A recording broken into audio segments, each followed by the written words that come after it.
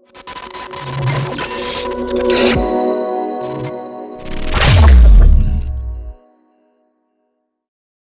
the year 2020, there was this one word all people in this world were familiar with. Ah yes, presenting COVID-19. I'm sure you all heard of it, or had a whole lot of conversations about it at least once in your life. But do you know everything about the virus? Hey guys, welcome to Discover X, where you can discover and learn new things. As the title and thumbnail say, we'll be talking about how COVID-19 changes the world we live in today's video. COVID-19. Yep, that one tiny virus that changed the whole course of humanity. It completely changed our lives. But wait, was COVID the first ever pandemic? Or is there anything similar to this before COVID-19? Where did COVID-19 originate from? How did it spread? How will your life change after COVID-19 ends? These are all questions that we all ponder upon. Well, if you need the solutions to all these questions, you made the right choice by clicking the video. Alright folks, let's begin. Hey, it'd be cool if I say it in story mode. Y'all ready? Hop on in. Long, long ago, there was a beautiful place, lovely, lovely earth. All the people were living peacefully, but as the years passed by, villains started attacking the people. And these villains, my friends, are named diseases. Various diseases have ravaged humanity throughout history, to the point some even signaled the end of the entire civilization. The prehistoric epidemic dates back to 3000 BC, which is about 5,000 years ago, followed by many more pandemics in different centuries. Here is a list of some of the massive epidemics that occurred throughout history.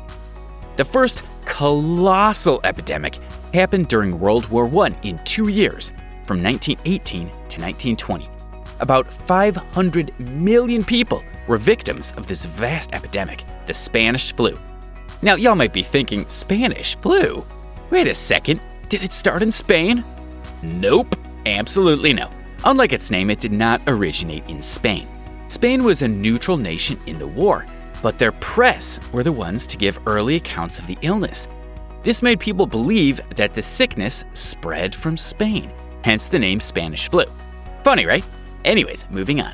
Another enormous pandemic that affected globally was the Asian flu. With its roots in China, this disease took the lives of more than 1 million people between 1957 and 1958. This happened with the outbreak of the avian influenza. Usually happens in domestic poultry and other birds and does not affect humans. But things change when a virus is mutated. The swine flu pandemic in 2009-2010, caused by a new strain of the deadly virus H1N1, which originated in Mexico, was a massive epidemic that affected more than 1.4 billion people worldwide. The West African Ebola epidemic between 2014 and 2016 was a global pandemic that involved nearly 40,000 people. The virus, which is believed to have started in bats, originated in Sudan in 1976 and made its way to other countries and became a pandemic in 2014. Next up, the Zika virus epidemic. Started in 2015, the Zika virus is an epidemic even today. Spread through the Aedes mosquito, this deadly virus was and continues to be prevalent across South America, Central America, and parts of the southern United States. And lastly, the one that started at the end of 2019, we have the COVID-19. Now, what exactly is COVID-19? COVID-19 is a disease caused by a strain of viruses called the coronavirus. Named after its crown-like shape, coronaviruses are a family of viruses that can cause illnesses, such as the common cold and other respiratory diseases. So the symptoms of the disease are pretty self-explanatory. It includes fever, cough, chills, runny nose, sore throat, headaches, muscle aches, chest pain, and even breathing difficulties. Now, you might think, what makes it deadly? Well, if the virus gets into your lungs, it can cause diseases like pneumonia, and that is when COVID can kill you. How did the COVID spread across the globe? Storytime, peeps. On the eve of 2020, the new coronavirus strain was reported. It started in Wuhan, China in December 2019. By the end of February, the cases boomed rapidly. 80,000 people were affected, and the virus spread to 30 other countries. And in a short period, within a few weeks, the virus spread worldwide. And by some estimations, the virus infected hundreds of millions of people worldwide. How it spread is another question. Here's the thing about COVID. It is a communicable disease, meaning it can be transmitted from one person to another through droplets, or even by getting in contact with an infected person, which could get you sick. Considering the fact that we live in a global economy that includes frequent domestic and international travel, how the virus spread is understandable. So what makes COVID-19 more infectious? You might have noticed that there isn't much difference when we compare regular flu with COVID, but somehow COVID is more contagious. Here's why. Like I said before, it's communicable. So when an infected person talks or breathes or sneezes, the droplets can be inhaled by the other person. But the COVID-19 are smaller particles and can stay from minutes to even hours in the air. This means that the virus could affect you, even if you're 6 feet farther from an infected person. Shocking, right? Now you know how critical wearing masks are. The COVID-19 also has a long incubation period. The incubation period ranges from 1 to 14 days, while for flu, it only takes 2 days. Another crazy thing is that everyone who has got the virus doesn't need to show the symptoms. Such a long incubation period, and the fact that people could spread the virus without showing signs, explains how massive the spread can be. Another crucial factor in the virus spread is how life is now versus 100 years ago.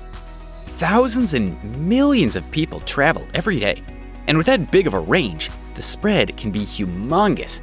Imagine how hard it is to quarantine people in such a situation. Just think of the population of the Earth. 7 billion people live on this planet, and quarantining everyone and stopping the pandemic is an impossible job. Speaking of quarantine, 2020 was quite a different year. Did we ever know that a day would come when everyone around us starts wearing masks when walking on the streets? With social distancing and everything being online, it was a very unusual year. I can't believe we all stayed at home for almost a whole year. No contact with other people, no public shows, no concerts. Missing the old days. Anyhow, online life was quite different and would always remain a cool experience of our life once things got back to normal. But will we be tech dependent for the rest of our lives? Even though it was all like this, people have started enjoying working from home. And yeah, it's way comfortable. Hey, let us know in the comments below which life you like more and why. Life before COVID or life after COVID? The COVID-19 lifestyle taught us about many things, mainly that we don't need so many materialistic things in life. Live life humble and minimal. Okay, with that being said, did you guys hear about the COVID-19 vaccine? Yep, the vaccine's been developed and spread worldwide during 2021. But what happens once the vaccine is given? Will countries still be closed? And what will be the fate of restaurants in the future? When will we have parties and gatherings like before? One thing's pretty solid here. A majority of us will prefer to work online than doing work in person. People will change from, how will we do this online, to, hey, let's do this online. Do we have to do this in person? The comfort of being in others' presence will soon be replaced by an even bigger convenience when no one is there. However, even this online job is a problem for people with inadequate network facilities who are desperately waiting for the pandemic to end. But the world will be at its peak of advancing technologies. There'll be a healthier digital lifestyle, and it'll be a big boon to virtual reality. What about restaurants? From what we can see, there will be less communal dining and more cooking. Y'all might have seen how so many people have become great chefs over quarantine.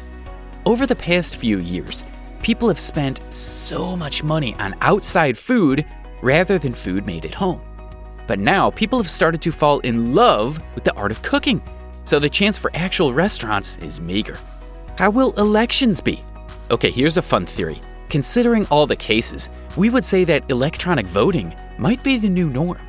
Election days might end up being election week, and the even cooler thing is that people might start voting by mail. Congress will start going virtual. The whole world might be virtual. A big government will make a comeback. There'll be new civic federalism. We can expect a political uprising. But at the end of the day, all these are just possibilities.